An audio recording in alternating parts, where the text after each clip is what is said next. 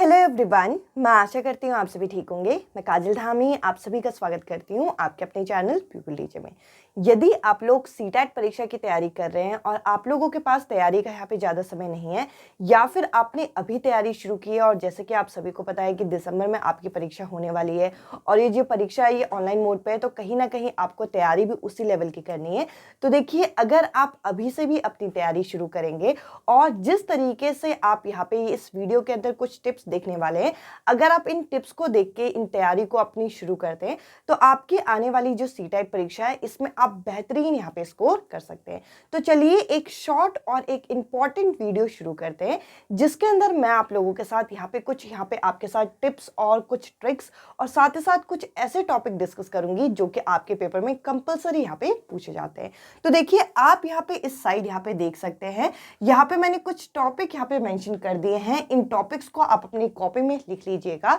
अगर आप सीटेट की परीक्षा फर्स्ट टाइम भी देने वाले हैं और अगर आप इन टॉपिक को भी तैयार करके चले जाते हैं तो आपको पता चलेगा कि आप लोग यहाँ पे कितने अच्छे लेवल तक आप तैयारी करके जा रहे हो। इसके अलावा देखिए, एनसीईआरटी की तैयारी तो हर कैंडिडेट को करनी ही होती है। तो देखिए, यहाँ पे अगर आप पेपर 1 दे रहे हैं तो आपको 3rd to 5th क्लास की एनसीईआरटी, और अगर आप पेपर 2 दे रहे हैं तो 6th to 8th क्लास की एनसीईआरटी, चाहे वो साइंस बैकग्राउंड से हो चाहे वो सोशल साइंस बैकग्राउंड से हो। इसके अलावा अगर मैं आपसे बात करूं कि कुछ ऐसे टिप्स जिसके थ्रू अगर आप अभी से भी अपनी तैयारी करते हैं, तो देखिए, आप लोग अगर एप्लीकेशन फॉर्म भर रहे हैं तो हर कोई यही चाहता है कि हम लोग पेपर को क्लियर कर दें। और पेपर को क्लियर करने के लिए अगर आपके पास एक सही गाइडेंस है और सही तरीके से आप उस तरीके से प्रोसीड कर रहे हैं, तो ऐसा होता है कि आप लोगों को कम समय में ज़्यादा प्रोडक्टिव चीज़ें और आपके एक सही दिशा की तरफ आपकी तैयारी जारी होती है।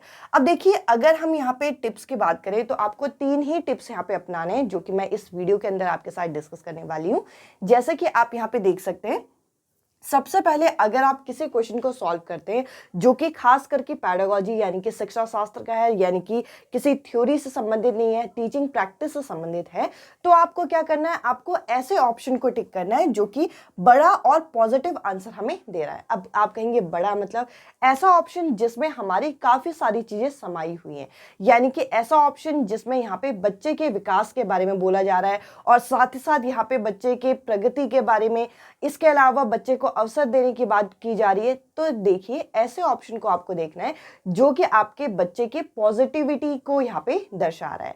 तो देखिए, अगर आप ऐसे ऑप्शन को टिक करते हैं तो यहाँ पे 99.9% चांस है, इनफैक्ट 100% यहाँ पे चांस है कि आपके उस क्वेश्चन का आंसर यहाँ पे सही हो जाएगा। इसके अलावा जैसे कि आप यहाँ पे देख रहे हैं कि मैं आप लोगों के साथ यहाँ पे मैंने 10 डे सीरीज यहाँ पे शुरू की थी, जो कि मैंने आपको पहले वो बोला है कि नवंबर खत्म होते होते आपकी ये 10 डे सीरीज यहाँ पे खत्म हो जाएगी। और अगर आप अभी भी अपनी तैयारी शुरू कर रहे हैं तो ये जो सीरीज है जिसके अंदर आपको सिर्फ 10 वीडियो मिलेगी उस प्लेलिस्ट के अंदर, जिसका नाम है सीटेट प्रिपरेशन इन 10 डेज।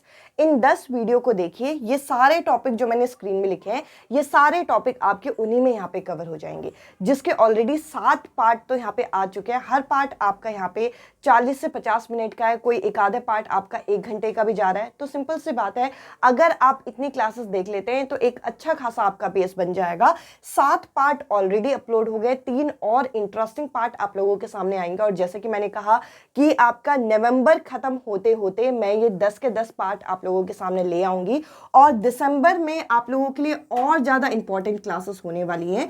जैसे कि आप जानते हैं कि यहाँ पे अगर पेपर 1 की बात करें तो ईवीएस के आपके क्वेश्चन पूछे जाते हैं और ईवीएस ऑलमोस्ट यहाँ पे हम लोगों से तैयार हो जाती है, क्योंकि अगर आप एनसीईआरटी भी रीड करते हैं तो आपको वहाँ पे इंपॉर्टेंट पॉइंट पता ही चल जाते हैं।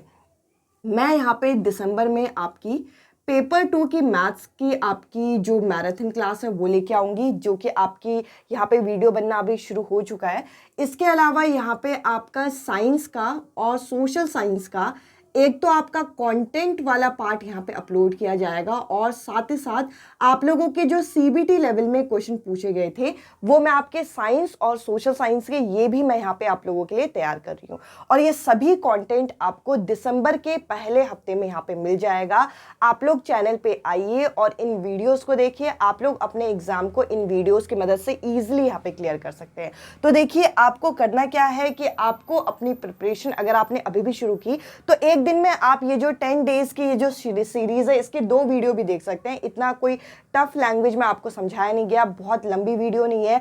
आप एक वीडियो सुबह के टाइम में, एक वीडियो शाम के टाइम में देख के अपने सेल्फ नोट्स भी बना सकते हैं। जैसा कि मैंने कहा ऑलरेडी 7 पार्ट यहाँ पे अपलोड हो चुके हैं, 3 और पार्ट मैं नवंबर में ही अपलोड कर दूंगी ताकि आपको दिसंबर में रिवीजन का भी टाइम मिले।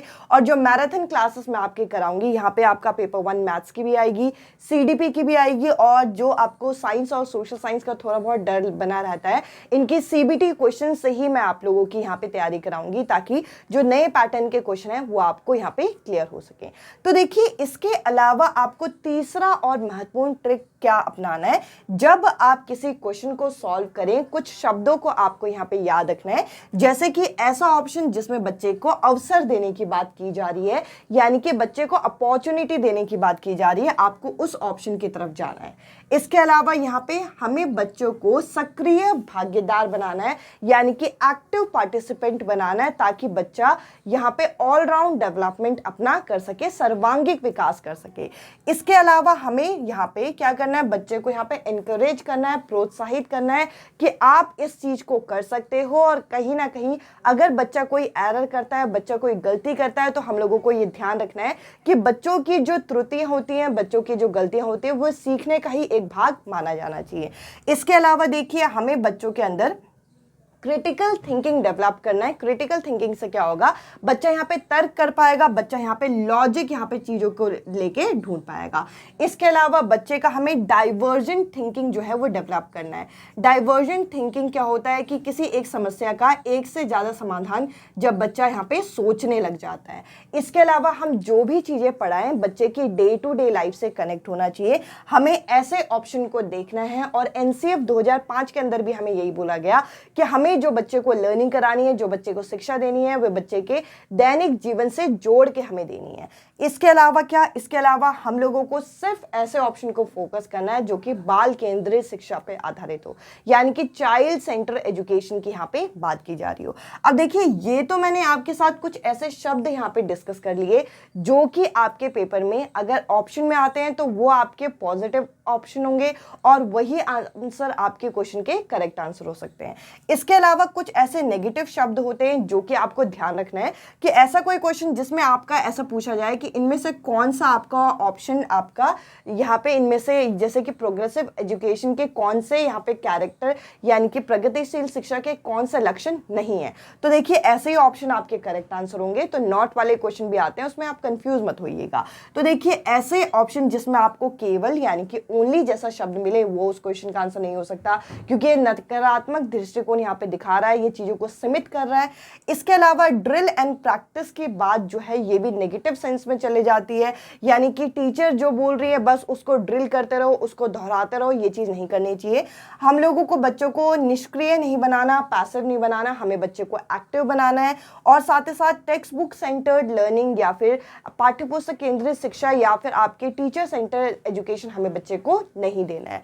अगर इसके अलावा भी और कुछ बात करें तो देखिए, ऐसे ऑप्शन को आपको यहाँ पे चूज करना है जो कि बच्चे के लिए सबसे अच्छा हो, सबसे पॉजिटिव बात यहाँ पे बोली जा रही हो, ऐसे ऑप्शन को आपको यहाँ पे चूज करना है। आई होप ये जो मैंने चीजें आपको बताई, और दिसंबर में जो क्लासेस आपके आएंगी उनका मैंने जो एक शॉर्ट अपडेट दिया, उससे आप यहाँ पे अपनी तैयारी का लेवल आप समझ गए होंगे। और जैसे कि मैंने कहा, ये जो 10 डेज की आपकी प्रिपरेशन सीरीज है ये आपका बनाएंगी बेस, और जो ये मैराथन क्लासेस आप लोगों की आएंगी दिसंबर के पहले हफ्ते और लगभग 10 दिसंबर तक, ये आपका एक तरीके से आपका आधार को और ज़्यादा स्ट्रॉन्ग कर देगी। आपके मैराथन क्लासेस जो हैं आपकी प्रिपरेशन को पूरी तरीके से तैयार कर देंगी ताकि आप 100% यहाँ पे तैयार हो सके। इसके अलावा अगर आप सीटेट परीक्षा की तैयारी कर रहे हैं और सीटेट परीक्षा के कंप्लीट हैंड रिटन नोट्स चाहते हैं तो आप इस नंबर पे व्हाट्सअप कर सकते हैं। ये जो नोट्स हैं आपके पेड फॉर्म में अवेलेबल है।